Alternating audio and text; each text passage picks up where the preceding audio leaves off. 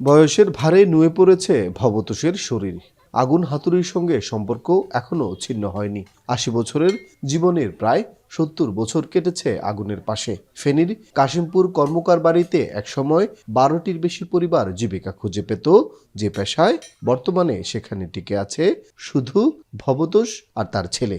কাঁচামালের লাগামহীন দাম আর পুঁজির অভাবে ধুঁকছে শতবর্ষী এই পেশা।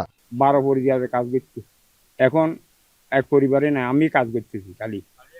হ্যাঁ, খালি এক পরিবারে কাজ করি, আর হুন্দির অভাবে কিছু করতে পারি না।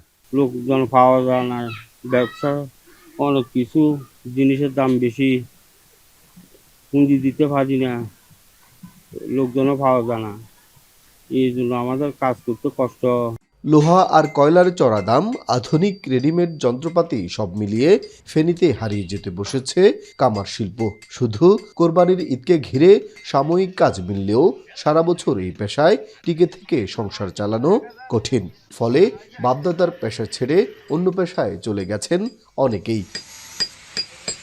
একসময় ফেনীর কামারপল্লীগুলোতে ভোর থেকে গভীর রাত পর্যন্ত শোনা যেত হাতুড়ির টুংটাং শব্দ। লোহা পেটানোর ব্যস্ততায় মুখর থাকত পুরো এলাকা।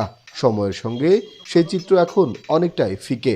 বিদেশি রেডিমেড পণ্য আর প্রযুক্তির দাপটে নেমে এসেছে দীর্ঘ মন্দা।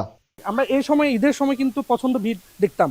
এই যে দা ছুরি, বিভিন্ন জিনিসপত্র বানানোর জন্য অনেকের লাইন ধরতো, কিন্তু এই লাইনটা কিন্তু এখন আর দেখি না।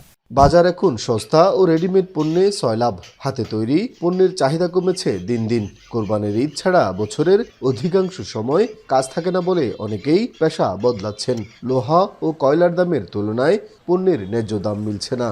এছাড়া খুচরো বিক্রেতারাও দেশীয় পণ্যের বদলে আমদানিকৃত বিদেশি পণ্যে বেশি আগ্রহ দেখাচ্ছেন। কামা যেগুলো সেগুলো দাল পটি দেয়, আর যেগুলো চায়না ইনপুট মালগুলো এগুলো হচ্ছে মনে করেন দাল ভালো কোয়ালিটি, মান ভালো। এসএসের মালগুলো কাজ করতে আরাম, লোহার মালগুলো হয়তো দেখা গেছে কাজ করতে গেলে আটকে দেয়, ধার থাকে না।